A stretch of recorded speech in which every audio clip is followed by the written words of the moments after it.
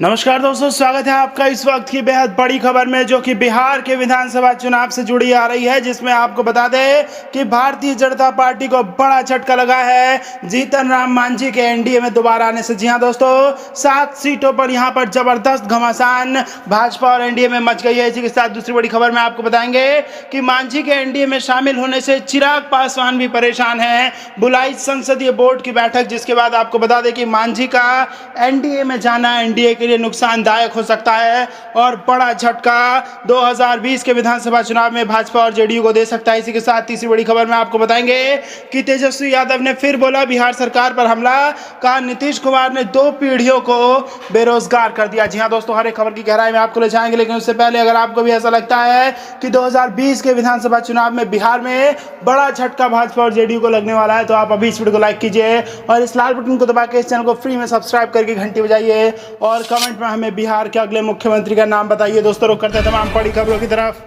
बिहार चुनाव, जीतन राम मांझी की घर वापसी से एनडीए में खलबली, 7 सीटों पर दावेदारी से उलझन में बीजेपी। जी हां दोस्तों, बिहार के पूर्व मुख्यमंत्री जीतन राम मांझी महागठबंधन का साथ छोड़कर एनडीए में वापस शामिल हो गए हैं, जिसके बाद बिहार की राजनीति और गर्म हो गई है। मांझी के एनडीए में आने से पहले ही बीजेपी और एलजेपी के रिश्तों में कड़वाहट आ गई है। अब दैनिक भास्कर की एक रिपोर्ट के मुताबिक हम के दावे वाली सीटों से भाजपा की मुश्किलें बढ़ सकती हैं। पहले ही राजद से जेडीयू में शामिल हुए विधायकों की सीटों पर प्रदेश भाजपा अपनी आपत्ति दर्ज करा चुकी है। अब हम के साथ भी पेच फंसता दिख रहा है। वैसे तो मांझी बिना शर्त एनडीए में शामिल हुए हैं, लेकिन रिपोर्ट के मुताबिक हम के नेता 7 से 8 सीटों पर अपनी मजबूत दावेदारी मान रहे हैं। हम सेक्युलर के नेताओं की माने तो उनकी संभावित 7 सीटें और जेडीयू में राजद से आए 7 विधायकों की सीटें, यानी कुल 14 सीटों में से कम 10 पर भाजपा और लोजपा से अनबन की नौबत आ सकती है। रुक करते हैं अगली खबर की तरफ। मांझी की एनडीए में शामिल होने से चिराग परेशान, बुलाई संसदीय बोर्ड की बैठक। जी हां दोस्तों, हिंदुस्तानी आवाम मोर्चा के अध्यक्ष जीतन राम मांझी के एनडीए में शामिल होने से बिहार का सियासी हलचल तेज हो गया। एनडीए बिहार में एलजेपी के रामविलास पासवान उनके बेटे चिराग पासवान को साथ रखकर दलित समुदाय को साधने का प्रयास करता रहा है। वहीं मांझी के आने से अब समीकरण बदलने लगे हैं। सूत्रों के अनुसार नीतीश कुमार की यह कवायद चिराग पासवान को नागवार गुजरी है। साथ ही एलजेपी सीटों में बंटवारे में हो रही देरी से परेशान है। पार्टी चाहती है जल्द से जल्द सीटों के बंटवारे हो जाएं। एनडीए में जीतन राम मांझी की एंट्री और सीट बंटवारे में एनडीए की देरी पर चिराग पासवान ने बिहार प्रदेश की संसदीय बोर्ड की दिल्ली में बैठक बुलाई है। दिल्ली में होने वाली बैठक 7 सितंबर को होगी। एलजेपी विधानसभा चुनाव की तैयारी और गठबंधन पर चर्चा करेगी। इस बैठक में संसदीय बोर्ड की तरफ से पार्टी अध्यक्ष चिराग पासवान को कोई भी फैसला लेने के लिए मनोनीत किया जा सकता है। दरअसल गठबंधन में एक साथ होते हुए भी एलजेपी और जेडीयू के बीच खींचतान अब खुलकर बाहर आ गई है। चिराग पासवान ने कई बार अलग अलग मुद्दों को लेकर सीएम नीतीश कुमार के काम करने के तरीके पर सवाल उठाए हैं। वहीं नीतीश कुमार की मांझी को अपने साथ लाने पर चिराग की कार्ड के तौर पर देखा जा रहा है।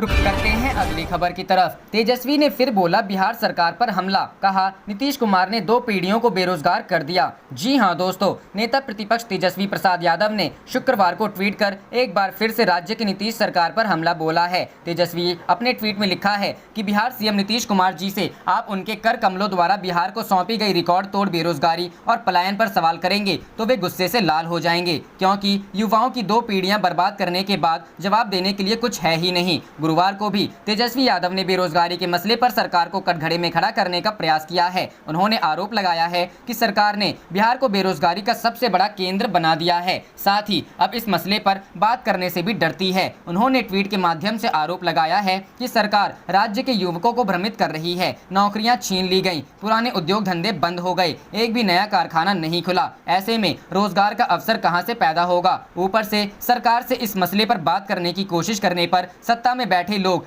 खुल नहीं जाएं, लिहाजा वह इस मसले की चर्चा नहीं करते। करते हैं अगली खबर की तरफ। 7 सितंबर को आमने सामने होगी कांग्रेस और जेडीयू, पार्टी की तैयारियां पूरी। जी हां दोस्तों, बिहार विधानसभा चुनाव को लेकर कांग्रेस ने अपनी ताकत झोंकने का फैसला लिया है। पार्टी चुनावी शंखनाद 7 सितंबर से करने जा रही है। इसके लिए पार्टी ने तैयारी पूरी कर ली है। बिहार क्रांति महासम्मेलन से पार्टी चुनावी बिगुल फूंकेगी। पहले ये सम्मेलन 1 सितंबर से होना था, लेकिन पूर्व राष्ट्रपति प्रणब मुखर्जी के निधन के बाद बिहार क्रांति महासम्मेलन की तारीख 7 सितंबर कर दी गई। वहीं जेडीयू की वर्चुअल रैली भी 7 सितंबर को ही आयोजित होगी। दोनों ही पार्टियों के बीच वर्चुअल टक्कर होगी। 7 सितंबर से जहां एक और जेडीयू का निश्चय संवाद होगा, तो वहीं कांग्रेस का भी महासम्मेलन शुरू हो जाएगा। इस पर कांग्रेस के प्रदेश अध्यक्ष मदन मोहन झा ने बड़ा बयान दिया है। उन्होंने कहा है कि जेडीयू सिर्फ एक वर्चुअल रैली कर रही है, लेकिन कांग्रेस 7 सितंबर से लगातार 38 जिलों में वर्चुअल रैली करेगी। कांग्रेस का हर कार्यकर्ता इस रैली के माध्यम से जुड़ेगा। साथ ही उन्होंने कहा कि जनता बिहार में बदलाव चाहती है, जनता एनडीए से रस्त हो गई है। 38 जिलों में वर्चुअल रैली के बाद राहुल गांधी की रैली होगी, जिसमें 3 लाख लोग जुड़ेंगे। वहीं जीतन राम मांझी एनडीए पर मदन मोहन झा ने कहा है कि उनके जाने से कोई फर्क नहीं पड़ेगा, मांझी गए तो वामदल आए हैं। उन्होंने कहा कि जीतन राम मांझी एनडीए में भी स्थिर नहीं रह पाएंगे। 15 से 20 सितंबर तक सीट बंटवारे पर निर्णय हो जाएगा। ये भी फैसला हो जाएगा कि महागठबंधन के कौन से दल कितनी सीटें दी गई हैं। करते हैं अगली खबर की तरफ। शक्ति सिंह गोहिल आज आएंगे पटना, कांग्रेस के चुनावी मिशन को देंगे रफ्तार। जी हां दोस्तों, कांग्रेस पार्टी के बिहार प्रभारी शक्ति सिंह गोहिल आज फिर पटना आ रहे हैं। वह शाम 4 बजे की फ्लाइट से गोहिल पटना पहुंचेंगे, जहां से वह सदाकत आश्रम पहुंचेंगे। इस बीच गोहिल बिहार कांग्रेस नेताओं से भी मुलाकात कर सकते हैं। बिहार में चुनाव के पहले कांग्रेस पार्टी अपनी मजबूती एवं दमखम दिखाने के लिए उत्तर बिहार से विधानसभा वार बिहार क्रांति महासम्मेलन की शुरुआत हो रही है। वहीं शक्ति सिंह गोहिल बिहार आने से पहले दिल्ली में कांग्रेस पार्टी के एक हाई लेवल मीटिंग में भी शामिल होंगे। उसके बाद बिहार दौरा की शुरुआत होगी। कांग्रेस सूत्रों से मिली जानकारी के अनुसार गोहिल विधानसभा चुनाव के मद्देनजर पार्टी नेताओं को चुनाव को लेकर जो रणनीति बनाएंगे, उससे दिल्ली में उससे रूबरू कराएंगे। साथ ही महागठबंधन के अंदर कांग्रेस के सीटों पर दावेदारी को लेकर सहयोगी दलों के साथ सामंजस्य बैठाने की भी रणनीति शामिल होगी। गोहिल पटना पहुंचे ही पार्टी के उन नेताओं से मुलाकात कर सकते हैं जो विधानसभा चुनाव के पहले नाखुश हैं। उनकी नाराजगी दूर कर नई सीटों पर टिकट के उम्मीदवारों के चयन के साथ उनके क्षेत्र में काम की भी आकलन किया जाएगा और कोशिश होगी कि महागठबंधन से ज्यादा सीट पर कांग्रेस की दावेदारी मजबूत बने। रुख करते हैं अगली खबर की तरफ। हार्दिक पटेल ने बीजेपी को दिया बड़ा झटका। राजकोट के 40 नेता और कार्यकर्ताओं ने ज्वाइन की कांग्रेस। जी हां दोस्तों, गुजरात कांग्रेस की कमान संभालने के कुछ दिन बाद ही हार्दिक पटेल ने बीजेपी को चौंका दिया। उन्होंने राजकोट में एक कार्यक्रम आयोजित करके बीजेपी के 40 सदस्यों के त्यागपत्र दिलाकर कांग्रेस में शामिल कर लिया। इससे पहले बीजेपी को कांग्रेस से 2017 में मात खानी पड़ी थी, जब बीजेपी कांग्रेस के वरिष्ठ नेता अहमद पटेल को राज्यसभा जाने से रोकने के लिए कोशिश कर रही थी। लेकिन उस समय कांग्रेस ने एड़ी चोट का जोर लगाकर अहमद पटेल को राज्यसभा भिजवा दिया था। कांग्रेस का दावा कुछ और लोग छोड़ सकते हैं बीजेपी। कांग्रेस नेता अशोक डांगर ने कहा कि बीजेपी के कुछ और सदस्य, जिसमें 4-5 पार्षद शामिल हैं, वो सभी कांग्रेस ज्वाइन करेंगे। दूसरी ओर Rajkot marketing yard traders association के अध्यक्ष अतुल कमानी और सामाजिक कार्यकर्ता चंद्री लिमसिया का भी जल्द ही कांग्रेस में शामिल होने का दावा किया जा रहा है। हार्दिक पटेल ने बीजेपी पर निशाना साधते हुए कहा, राजकोट म्यूनिसिपल कॉर्पोरेशन में कई वर्षों से बीजेपी का शासन है, लेकिन जनता की सामान्य समस्याओं का भी निस्तारण नहीं हो रहा। लोगों को टूटी सड़कें, जल भराव, शिक्षा और स्वास्थ्य से जुड़ी समस्याओं का सामना करना पड़ रहा है। हार्दिक ने आरोप लगाया कि बीजेपी के चीफ CR पाटिल ने पार्टी को फायदा पहुंचाने के लिए सौराष्ट्र में रैली की, जिससे कई लोग बिना वजह कोविड-19 से संक्रमित हो गए। रुख करते हैं अगली खबर की तरफ। गुजरात में भाजपा को झटका, कांग्रेस ने जीती 11 में से 8 सीटें। अमूल डेयरी डायरेक्टर बोर्ड चुनाव में दबदबा। जी हां दोस्तों, कांग्रेस को गुजरात में बड़ी कामयाबी हासिल हुई है। यहां पार्टी ने Kiara district co operative milk production union limited का प्रतिनिधि करने वाले बोर्ड ऑफ डायरेक्टर के चुनाव में 11 में 8 सीटें जीत ली हैं। यहां 5 साल बाद निदेशक मंडल के चुनाव के लिए बीते शनिवार को चुनाव हुए थे। अमूल डेयरी सोसाइटी विभाग परिसर में सोमवार को हुई मतगणना में मतार से भाजपा विधायक केसर सिंह सोलंकी संजय पटेल से हार गए। पटेल ने साल 2017 में सोलंकी के खिलाफ विधानसभा चुनाव लड़ा था। इसके अलावा आनंद से कांग्रेस विधायक कांति सोडा परमार ने 41 वोटों से जीत हासिल की, जबकि बोरसद से कांग्रेस विधायक राजेंद्र सिन्हा परमार बोरसद अंचल सीट से जीत गए। रुख करते हैं अगली खबर की तरफ। केंद्र पर फिर राहुल गांधी का वार, देश के युवाओं की समस्याओं का समाधान करे मोदी सरकार। जी हां दोस्तों, कांग्रेस के पूर्व अध्यक्ष राहुल गांधी ने बेरोजगारी की स्थिति और कर्मचारी चयन आयोग तथा कुछ अन्य परीक्षाओं के परिणाम में कथित विलंब को लेकर शुक्रवार को मोदी सरकार पर निशाना साधा और कहा कि सरकार को युवाओं के रोजगार से जुड़ी इन समस्याओं का समाधान करना चाहिए। उन्होंने ट्वीट किया, मोदी सरकार रोजगार, बहाली, परीक्षा के परिणाम दो, देश के युवाओं की समस्या का समाधान दो। इसी मुद्दे को लेकर कांग्रेस महासचिव प्रियंका गांधी वाड्रा ने भी सरकार पर निशाना साधा। उन्होंने ट्वीट कर कहा, 2017 SSC CGL की भर्तियों में अभी तक नियुक्ति नहीं हुई, 2018 CGL परीक्षा का परिणाम तक नहीं आया, 2019 CGL की परीक्षा ही नहीं हुई, 2020 एसएससी सीजीएल की भर्तियां निकाली ही नहीं। प्रियंका गांधी ने दावा किया, भर्ती निकले तो परीक्षा नहीं, परीक्षा हो तो परिणाम नहीं, परिणाम आ जाए तो नियुक्ति नहीं। निजी क्षेत्र में छटनी और सरकारी में भर्तियों पर ताला लगाने से युवाओं का भविष्य बर्बाद हो रहा है, लेकिन सरकार सच पर पर्दा डालने के लिए विज्ञापनों और भाषणों में झूठ परोस रही है। रुख करते हैं अगली खबर की तरफ। मोदी सरकार ने एक्ट ऑफ फ्रॉड से अर्थव्यवस्था बर्बाद कर दी, अब एक्ट ऑफ गॉड कहकर बच रहे। जी हां दोस्तों, जीडीपी विकास दर में करीब 24% की गिरावट, सीमा पर चीन के साथ गतिरोध, कोरोना संकट, प्रवासी श्रमिकों की समस्याएं, बेरोजगारी, नई शिक्षा नीति और कुछ अन्य मुद्दों को लेकर कांग्रेस मोदी सरकार को लगातार घेर रही है। शुक्रवार सुबह कांग्रेस के वरिष्ठ नेता रणदीप सुरजेवाला ने देश की अर्थव्यवस्था को लेकर मोदी सरकार पर हमला बोला। कांग्रेस ने अपने ट्विटर अकाउंट से रणदीप सुरजेवाला का एक वीडियो शेयर भी किया है। कांग्रेस के राष्ट्रीय मीडिया प्रभारी सुरजेवाला ने कहा है कि जीडीपी का नया मतलब अब हो गया है जी गिरती, डी डूबती, पी पिछड़ती अर्थव्यवस्था। कांग्रेस नेता द्वारा ट्वीट किया गया यह वीडियो 1 मिनट 41 सेकंड का है। कांग्रेस के द्वारा ट्वीट किए गए वीडियो के साथ कैप्शन में लिखा है, 6 साल से एक्ट ऑफ फ्रॉड से अर्थव्यवस्था को डुबोने वाली मोदी सरकार अब इसका जिम्मा एक्ट ऑफ गॉड यानी भगवान पर मढ़कर अपना पीछा छुड़वाना चाहती है। साफ ही तो है, जो भगवान को भी धोखा दे रहे हैं वो इंसान और अर्थव्यवस्था को कहां बख्शेंगे। इससे पहले भारत चीन के सीमा विवाद को लेकर कांग्रेस प्रवक्ता रणदीप सुरजेवाला ने एक वीडियो जारी किया था। इस वीडियो में सुरजेवाला ने कहा है कि प्रधानमंत्री नरेंद्र मोदी भारत चीन सीमा की स्थिति के बारे में देश को अवगत कराएं। उन्होंने कहा था कि आए दिन भारत की संप्रभुता पर हमला हो रहा है, आए दिन हमारी सरजमी पर कब्जे का दुस्साहस हो रहा है और आए दिन देश की धरती पर चीनी घुसपैठ हो रही है। सरकार कहां है? उन्होंने कहा कि भारतीय सेना निडर होकर देश की सीमाओं की रक्षा कर रही है, लेकिन रक्षा मंत्री कहां हैं? प्रधानमंत्री लाल आंख कब दिखाएंगे? चीन को करारा जवाब कब दिया जाएगा? रुख करते हैं अगली खबर की तरफ। अखिलेश यादव का योगी सरकार पर हमला, कहा ये डबल इंजन नहीं डबल दुर्गति वाली सरकार है। जी हां दोस्तों, उत्तर प्रदेश में महिलाओं के खिलाफ हो रहे अपराधों को लेकर समाजवादी पार्टी के राष्ट्रीय अध्यक्ष अखिलेश यादव ने यूपी की योगी सरकार पर हमला किया है। अखिलेश यादव ने मुख्यमंत्री योगी आदित्यनाथ के क्षेत्र गोरखपुर को गुनहपुर बताते हुए कहा कि प्रदेश के सभी मंडल अपराधों के आंकड़ों में एक दूसरे को पछाड़ने में लगे हैं। इससे पहले अखिलेश यादव ने कोरोना वायरस के बढ़ते मामलों को लेकर कहा था कि उत्तर प्रदेश के स्वास्थ्य विभाग को उनकी सरकार ने जितना सुदृढ़ किया था, बीजेपी सरकार ने उतना ही उसे अपंग बनाया है। ये डबल इंजन नहीं डबल दुर्गति वाली सरकार है। अखिलेश यादव ने शुक्रवार को ट्वीट किया, भाजपा राज में महिलाओं के खिलाफ हो रहे अपराधों के कारण प्रदेश की छवि बहुत धूमिल हुई है। चाहे गुनहपुर मंडल हो या अन्य मंडल, सब में अपराधों के आंकड़ों में एक दूसरे को पछाड़ने की होड़ लगी है। अखिलेश यादव ने आगे लिखा, ये डबल इंजन नहीं डबल दुर्गति वाली सरकार है। इससे पहले अखिलेश ने कोरोना वायरस के संक्रमितों के इलाज में लापरवाही को लेकर राज्य सरकार पर निशाना साधा था।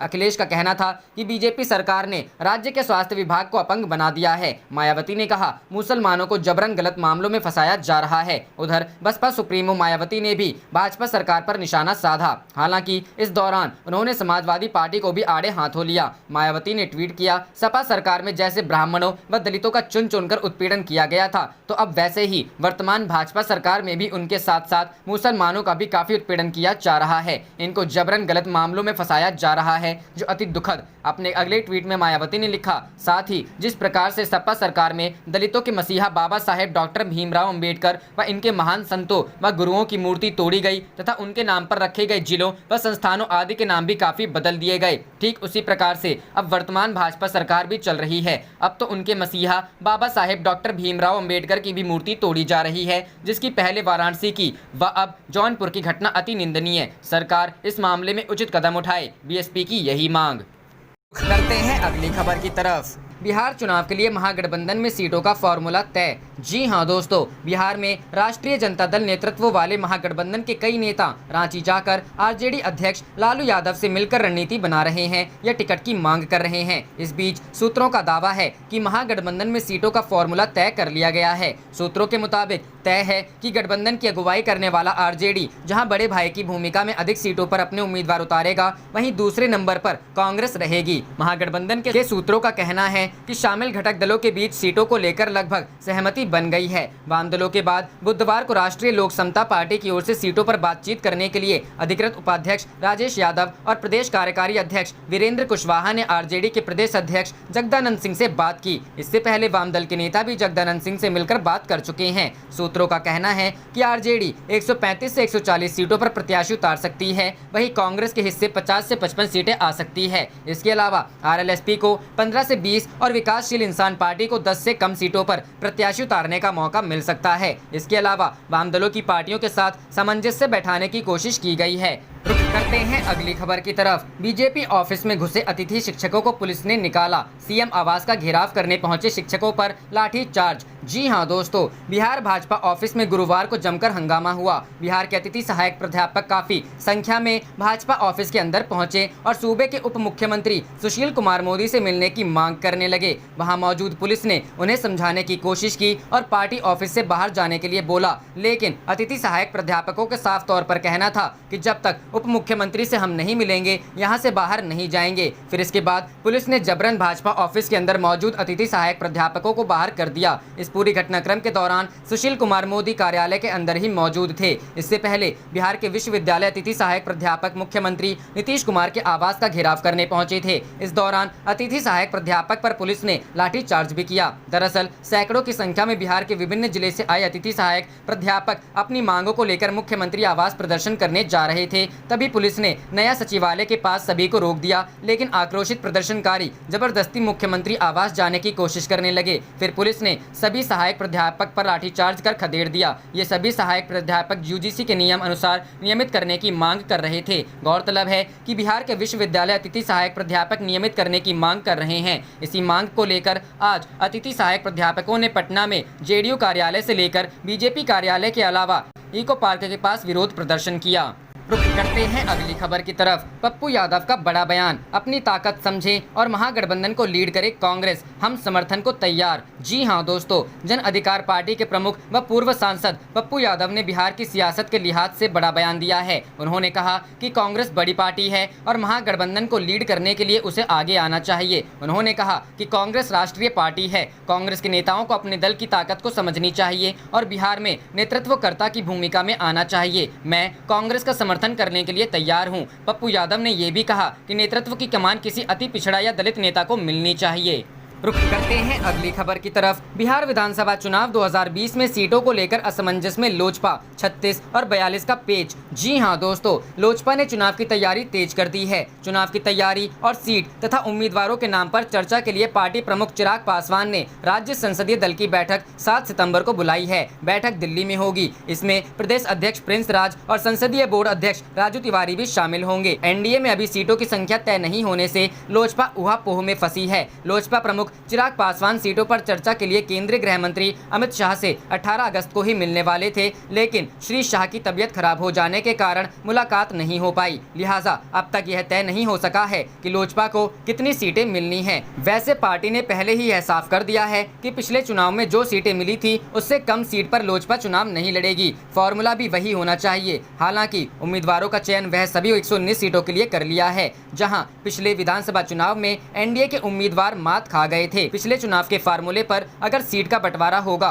तो लोजपा के अनुसार उसका दावा 42 सीटों पर बनता है। यह दावा लोकसभा की 7 सीटों के आधार पर पार्टी ने तय किया है, लेकिन सूत्र बताते हैं कि एनडीए में उनको 36 सीट पर मनाने की तैयारी है। ऐसे रणनीतिकारों का मानना है कि पिछले चुनाव का ही फॉर्मूला इस बार भी होगा, लेकिन विधानसभा के लिए रामविलास पासवान के लिए छोड़ी गई राज्यसभा की सीट की गिनती नहीं होगी। इस प्रकार लोजपा 6 लोकसभा सीट पर चुनाव लड़ी थी और उस हिसाब से उसका दावा 36 विधानसभा सीटों का ही बनता है। बहरहाल पार्टी ने संसदीय बोर्ड की बैठक में विकल्प पर भी चर्चा करने का फैसला किया है। इसके पहले भी पार्टी प्रमुख बोल चुके हैं कि उनकी पार्टी सभी सीटों पर चुनाव लड़ने को तैयार है।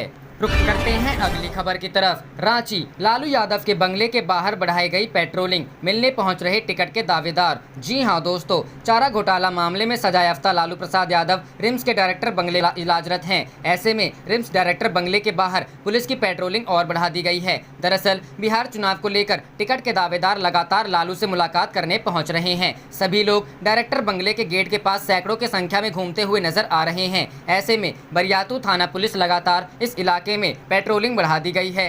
गुरुवार को पुलिस ने डायरेक्टर बंगला गेट से कई लोगों को हटाया भी है। हालांकि पुलिस के जाने के बाद फिर से लोग गेट तक पहुंचने की कोशिश करने में जुटे रहे और यह प्रयास करते रहे कि किसी भी तरह से लालू यादव से मुलाकात हो जाए। आपको बता दें कि बिहार में संभावित विधानसभा चुनाव को लेकर सरगर्मी तेज हो गई है। ऐसे में सभी नेता जानते हैं कि आरजेडी की कैंडिडेट लिस्ट खुद लालू यादव ही फाइनल करेंगे। ऐसे में नेताओं का लगातार रांची पहुंचने का सिलसिला जारी है। इसलिए सुरक्षा कारणों की वजह से बंगले के पास पुलिस की पेट्रोलिंग बढ़ा दी गई है।